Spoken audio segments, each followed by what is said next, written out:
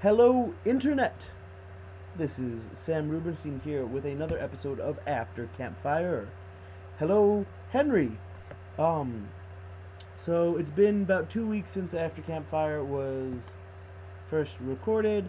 Um, my episode was recorded, and Henry recorded an episode. And I just want to, start off by saying what's happened in the past 2 weeks. I got a job, which was great. I got a job as a dispatcher for a medical transport company. It's a full-time job, so I don't have to worry about whether or not I can pay my rent anymore, which is a really nice feeling. And with this job, I started at the beginning of the week last Monday, and it's been a lot of fun. It's a lot of fast-paced running and problem solving, like the stuff that Henry was talking about, where I like to do stuff and give me a problem, I'll solve it quick and give it back. It's a lot of that, and I really like the speed and the pace of everything. On my second day, one person quit, one person was fired. I thought, wow, this is the place for me. It's that high stakes competitive work environment that I really love. With that said, let's start by answering these questions. So question number one was my question. I asked Henry to say something nice about me, and then I'll say something nice about Henry. And Henry kind of hit it on the head, just nailed the same thing. He knew exactly where I was going. Henry and I are two opposites that work very well together. We're two sides of the same coin. We can probably come to very similar solutions, but in very different ways. Henry is much more analytical. He likes to see all the problems at once and then solve them together. Whereas as soon as you give me a problem, bam, I'll give you a solution. Problem, solution, problem, solution. I like to do stuff. I like to be active. I like to go out and see everything and be involved in everything and amble about and find all the solutions. Whereas Henry sort of, if you want to think about it, likes to, I don't want to say like a Pokemon because it's not. I'm trying to think of the best analysis. Okay, the best way to explain it would be this. If you get Henry is sort of like a what's it called? A Rube Goldberg machine. Where if you give him one thing, it'll do the one thing, but it's not that much work has to go into it. Henry is every little problem is so specific and perfect and done. It's worth the wait to see him get everything done at once. Whereas for me, it's a bull in a china shop. Which is great because if you look at everything with Henry and I, it's always that complete opposite switch. When we compare ourselves to computer, I have a higher processing speed and more RAM, but Henry can hold more applications and do more just specific things. We do very different things to get to the same solution. And I think that's one of the reasons why he and I get along so well. Not to mention, if you combined my complete disregard for the world and Henry's just analytical thinking, you would have an id and a superego, and together we would make Fusion. Ha!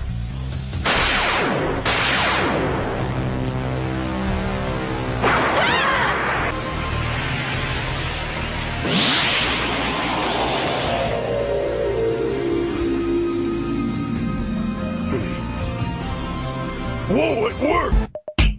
I'm bringing sexy back. Yeah. Jason. Or a single functioning human being. Either or. As for Henry's question was if I could change one thing about myself, what would it be? And my answer to this one's very specific. I am not organized. I have never been organized. I was the kid who never had his homework but found it 3 days later stuffed in the bottom of his book bag. And I've gotten to a point where I'm organized to myself and no one else, but I want to have that proper organizational skills. Here's a calendar, here's a schedule, well, pow. But that's not what I do. I do this kind of mess that I can find stuff in and no one else will find things in. And that works for me, I guess, sort of. But you know, it's something I've been working on since I was little. Now, with that said, I have a question for Henry, but first I have a little video for Henry. Oh boy. Oh god, it's recording. It's definitely recording now. I found Chase. Hey, He showed up at Stockton. I did show up at Stockton. What brings you to Stockton, Chase? You bring me to Stockton, Sam. Oh, that's so nice. We had auditions for a film today, and Chase came to audition and completely blew everything out of the water. It's a misleading compliment. Anyway, so for those of you that don't know Chase, Chase is a longtime camp friend of both me and Henry. How many years were you at camp? I want to say 14 I was at camp. Okay, so Chase was at camp for 14 years. We got our 10-year paddle the same year. It was a great experience. Rebecca Kahn also got her 10-year paddle that year, and it got removed. It got taken away from her by Mark, and I had to fight to get it back. Got to keep ours. Big Tom got his paddle this year. Really? It was really funny, because he got it, literally walked up to Kim, like Kimberly Pennikavka, Yeah. and just like, was like, sign this, and she's like, yeah, you know what, fuck it, take it. I cursed. I'm not supposed to curse in this. I'm gonna have to bleep that. I'm gonna bleep that out. It's okay. We're fine. Everything's fine. Bleep, bleep, bleep. It's gonna be random bleep marks. Yeah. Anyway, so one of the questions that we've been having recently was like, what's something you like about the other one? What's something you like about yourself? What's something you love about yourself, Chase? When I actually put product in it, my hair, definitely. That is definitely one of the best parts of my hair. Look at it. Look at him. Look at that hair. There's no product in it right now. It's but very Clark Kent. My whole family has super thin hair, and I did for like most of my life, and then a little bit after puberty, my hair just whoosh, and now I have great thick hair.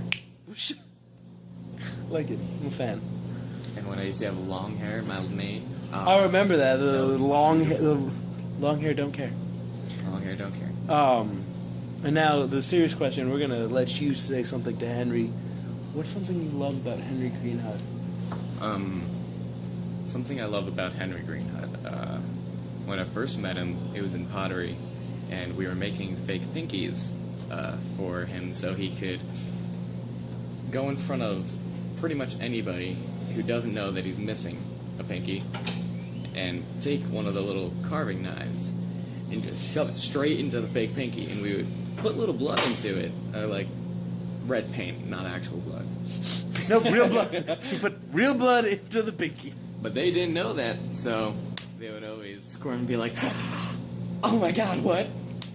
And then one time I actually did cut my pinky. Wasn't too bad, but yeah. If you could lose any body appendage, which would it be and why?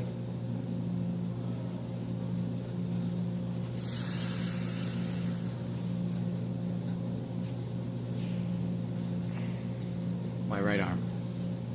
Really? That's a large appendage to lose. Why? Automail. I respect that I want to wholeheartedly. go for a sweet cosplay, so I respect that one wholeheartedly. thank you. All right. That was Chase Miller. This is a thing. Goodbye. Goodbye. All right. So if you didn't pick up on the question, Henry, the question was pretty simple.